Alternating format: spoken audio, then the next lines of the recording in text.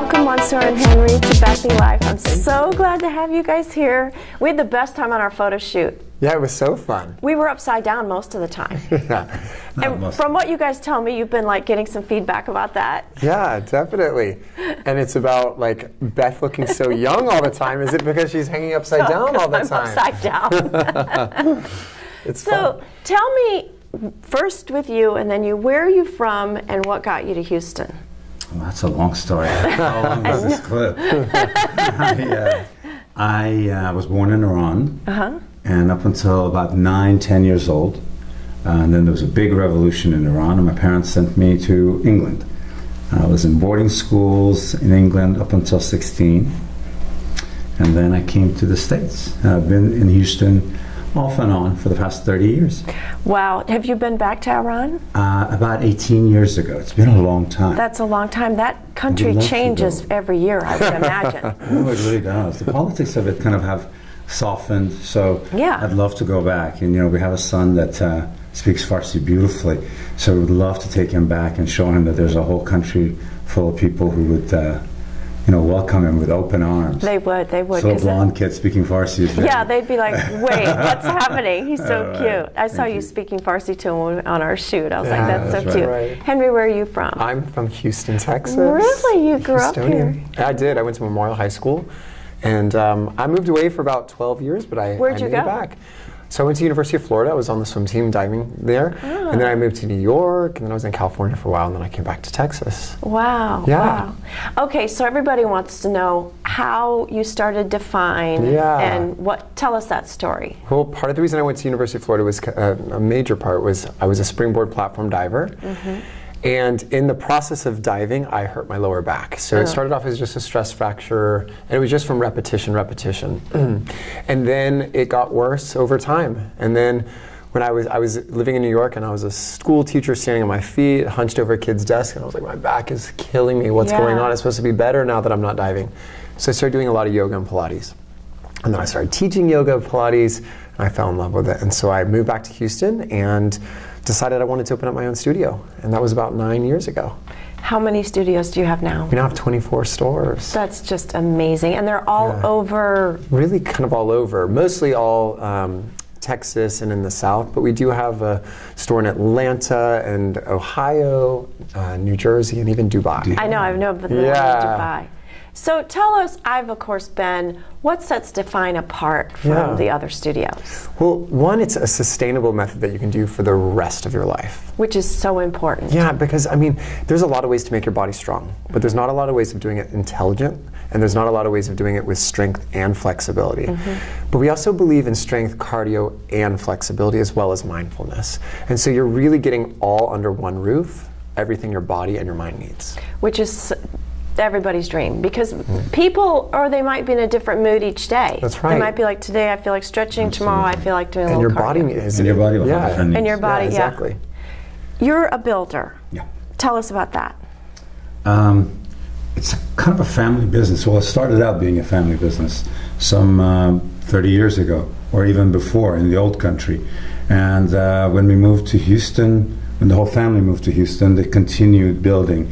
And about 21 years ago, I separated from the family and started my own company called Prestige Builders. And we've been doing a lot of modern. When modern was not the thing in Houston. Yeah. In the past few years, it's taken off, and people very much they're loving it. But when I first started building modern homes, people would come in and say, "Where are the arches? Yeah. Where's the crown molding?" Yeah. I love your stuff. I've seen some of your buildings. They're fantastic. That's beautiful. So it's a combination of like modern but very, very, livable spaces with more traditional materials that you would love to have around you in a house. So that makes the difference. I'll bet you love that. And then for the past couple of years, we've got a new venture, which is this event space called Life HCX. Yes. Which I just contacted your girl Jennifer about shooting pictures over there, so I'll be waiting to hear. So tell us about Life. I've been to parties there. It's the best space. It's interesting, right? And first of all, you're more than welcome to come over and utilize the space as you wish. I will. And then the space kind of came about We never really had intentions of opening up an event space. It was more supposedly like in a photography studio. And that's how it was going to start out. And it was a small space, and then we expanded it and added projections and some. I mean, it was going to be a Define at one point, and then it was going to be another space at one point, and then it ended up being Life HTX. You know, I'll bet you were thinking, oh, Houston has plenty of venues, but we don't. Actually, we were thinking that, you know, we thought that there wasn't enough of a kind of a modern concept venue. So the venues in Houston don't seem to be clean and contemporary. They seem to have a certain look about them. Right. And with our space, what's different is that it can be anything. You can mold into anything you want it to be. Anything. It's a blank canvas. It's literally a blank. And for people who haven't been there, there's white walls which absorb projection screens. Correct. So you can project anything you want. Then you have a second floor, so you can have a speaker up there or a band, or it's a fantastic venue. Thank you. Thank you. Yeah, it's literally 100 feet of projection. Yeah. So it's phenomenal. In fact, I've been to parties where I could just sit and watch the projection. You're right. You know? There's something very calming about it, right? Plus, I've even seen where you project what's going on at the party at the moment, Yeah, which is so cool. Very fun. So I'll bet you love that. It's probably been very popular. It's taken off. We had a slow start because nobody knows about us, and we've never advertised to this day. We don't really advertise. Oh, really? So it's word of mouth. Yeah, well, and friends advertising talking today. to other friends about it. www. www.htx.com. Continue if you're going to go with it. Continue it all the way. I think they assumed it. dot booking dot. Right. So tell me, one at a time, what's the best piece of advice you've ever been given? It's actually, I remember it, it's a business advice. It was by my father. I was 8 years old, and my sister, or another family member, I don't remember exactly who it was, at the table. We were at a restaurant, and I had ordered the buffet, and the buffet had a certain amount of extra charge to have the buffet. And one of my siblings wanted me to get them something from the buffet as well. And I said, you can't do that. You haven't paid for it. And my father kind of like made a point of it. He took out a 20 or a 20 pounder, I think we were in England, and he gave it to me and said, you stay honest like that. Always be honest. Always know, pay for things that you used. And he kind of kept that lesson up all throughout. So I think he was known for being an honorable man and an honest man. And that's been the best advice I've ever been given. That's excellent advice. Yeah. Excellent, because it would have been so easy for him to go, oh yeah, just go up there. And that would have taught you something completely different. It's amazing what you kind of, by those little signals, you teach your kids.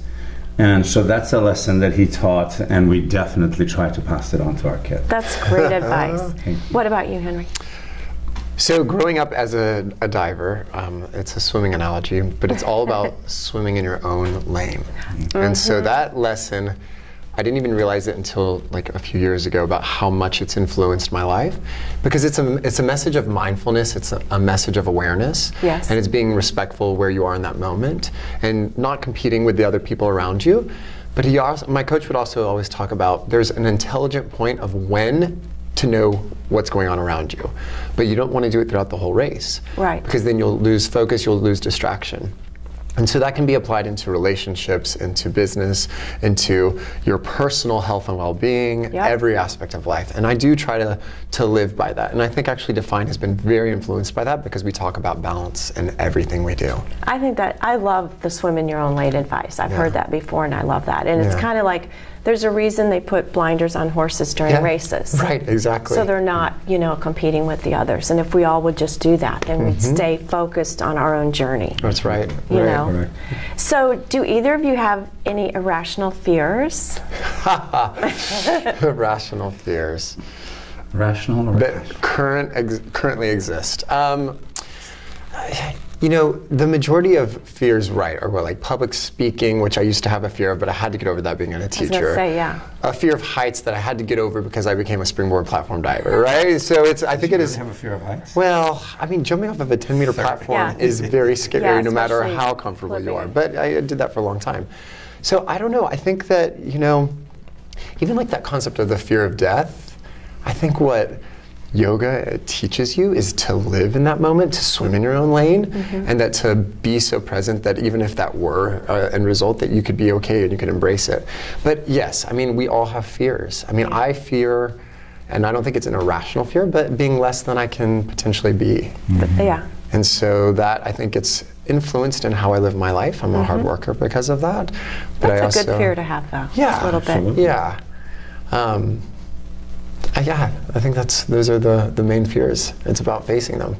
So, what about you? Do you have any? I don't think it's irrational. Mine more fears. You know, I'm an older dad, and my fear is that I will not live long enough to see my son to a point that he is able to take care of himself, and so I kind of try to, lead the best life or live the best life I can through, food and health and, exercise and spending so much time with him, making every moment count. Yeah. I mean, that which even young parents should do, but you know better when you're older. When you're older, you definitely take you look at it differently. You can actually look at yourself as an older dad as being wiser and probably giving your son influence that a younger parent wouldn't be able to, so it can be a good thing too. But at the same time, you can't stand out there and play basketball for 2 hours at a time either. So. I have a couple of girlfriends who are grandparents already, and they're like just picking the baby up. They're like, "Oh my God, my back is killing me," I'm like, "We didn't say that 25 years ago," That's like grandparents go like this, and then I go like this. So you guys probably don't have a lot of downtime, and I'm sure it involves your son. But what do you all like to do in your downtime? Oh, we love traveling, and we like to travel as a family. Do you have favorite places you like to go? Well, we like to go to new places. We try to go to places that we haven't been. I mean, one of the most fabulous trips we took was actually Ireland and then Nepal. Oh, wow. And we took Cameron with us. We took Cameron with us in all of them. Yeah. Cameron's a traveler. Yeah. And we're not taking a lot of trips, but we try to take one main trip every summer or every spring, and experience and expose ourselves, and through Cameron's eyes we get to see things in a totally different way as well. Right. Because I even remember this one vivid example when we were driving at night, and Cameron was only like 16 months or so, and his eyes were so big, and I was like, what? He's like noticing something. It was his first time, because the time had changed, it was darker earlier. It was like almost his bedtime, and he'd never been out with all the street cars and lights. And he noticed. And so you start to see things differently, whether it's Christmas, whether it's a holiday, or any new experience. And so traveling with kids is always a fun way to do it. And we love iPic. Plug for a good movie theater. iPic. Oh, I love iPic. Yeah, we love iPic. Oh my God, it's the best. You sit there, eating, drinking, watching a movie. That's right. Sitting in a pod, cozy with somebody. It doesn't get any better than iPic. Yeah, we love it. That's so fun. Yeah, it's so fun. So tell us something humorous about yourselves. I thought I just said all that. Yeah. Go ahead, Monsour. Go ahead. No, go for it. Okay, humorous about me. Well, I'm OCD about many things, right? So I don't know how humorous that gets me so far. Well, tell us something humorous about that. Like people touching my face, okay? Like that's a little bit of this. I'm like, okay, I'd rather you not. Like I'm okay with it. I'm okay with it. Yeah. But at the same time, but because of my job, I'm like, he doesn't mind kisses. Just fingers. Really just okay. But my hands are all over like our clients because I'm doing hands-on corrections in yoga classes and in our body class to make sure that they're in good alignment. So, but yeah. That's my humorous, is don't touch the face. Don't touch the face. Got it. That's so funny. I feel like, people who know me would know this, but I'm a total goofball. I mean, I just love to have a good time. I love to take life not so seriously, which has been a challenge past 7 years since Cameron's been around, because you kind of feel like you need to be more serious. Right. But ultimately, I think, character-wise, I'm just a big old goofball all the way around. But I love it. So what are some of your favorite places to either shop, wine, or dine in Houston? Or any hidden gems that you guys like that share with us? Living. No, I'm not going to promote my own. Are you kidding? No. I love that place. Thank you. Yeah, it's beautiful. It's fun. Gorgeous. It's a great place to work too. Yeah. You have to mention your Chinese food that you eat every single day. Yeah, basically. red pepper. You eat that every day? I have eaten red pepper for the past 18, 19 years. Sometimes 5, sometimes 10 meals a week. Do you eat the same thing? Almost every time. What do you eat? What do you have? Steamed chicken and vegetables with rice and a plum sauce. Or lately, as of like 5 years ago, I changed it to kind of a garlic chicken. Yum. I eat that every day. Yeah, all their meals are prepared very, very, with low fat and tons. I mean, they bring you a head of broccoli on top of the food. So you feel satisfied and you don't feel guilty, and it's easy. I call ahead. And by the time I get there, it's sitting at the table. I love that. And 5 minutes later, I'm gone. I like Chinese food because it fills you up, and if you don't eat the rice and all the fattening stuff, it's pretty low. Yeah, it's healthy. It is healthy. Oh, it is? Yeah. I don't like rice. The whole Asian continent is brought up on rice. Yeah. Seriously, all the Chinese eat rice 2 or 3 times a day. I kind of gave up starches several years ago just because, Well, kept me thinner. Yeah, obviously you know what you're doing. Giving up some starches. I love it. So you guys obviously take really good care of yourself, but do you have any indulgences, favorite indulgences? Oh, I mean, pizza, I can keep going if you want me to. Yeah. No, we love, we have ice cream at our house. We do eat a ton of fruits, and we're always eating good stuff. But even for our sons, we have ice cream and pizza and cakes and cake pops and different things around. And like Halloween candy is still in our house from Especially Halloween. having a child. But that's a good thing because it's about the periodic, enjoyment and fulfillment of the indulgence. I think personally, though, for me, I don't feel good when I'm eating some of the things that are as bad for me now. And so that's the change, right? That's the thing that I know what makes me feel good. And my indulgence is to be energetic and to feel alive. And even though that's a cop-out completely to your question. No, it is, but when there's pizza around, I'm gonna eat it. Right. I love pizza, yeah. So what are some of your health tips? Ice cream. Well, ice cream. Ice cream. Oh, yum. Yeah, that's the one thing that I would try not to buy as much as possible. Because ice cream, that's it. Did you buy it and keep it in the freezer, or do you go to the ice cream shop? Thank God Cameron likes to go to the ice cream shop. Oh, that's the best. So then you can choose to restrain, just have a couple of spoonfuls, but I'm the type that likes to get a bowl and go in a corner and don't bother me. Do you have a favorite flavor? Cookies and cream. Oh yeah, you can't beat that. Yeah. I remember I was at UT, and there was this little dumpy restaurant called Mad Dog and Beans, which if you were there back then, everybody knows it. And they started serving Oreo cookie shakes. It was the very first one. And, the line was miles. Of course, now everybody serves it, but it was like so fun. That was the thing. Delicious. It's so good. That was the thing, So, but give us a few of your health tips, like advice for anybody. The thing is that I very much apply like a yoga philosophy in a lot of the things I do. So Ayurveda is at the center of yoga philosophy from a nutrition. And Ayurveda basically looks at each individual on a kind of a unique scale to say we're all a combination of 5 elements of air, fire, water, earth, and space. Okay. And so when you combine the different elements together, we comprise ourselves. So what does that mean? So someone who has a lot of fire, like Monsour, you could so each of us have different levels of elements. Yes, we're all our own unique balance, which is really? why we should be swimming in our own lane.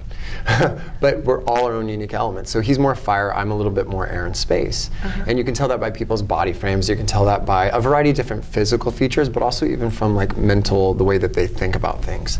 And so I have learned that works best for me. So I eat my biggest meal, I try my best during that lunchtime, so sometime between 10 and 2.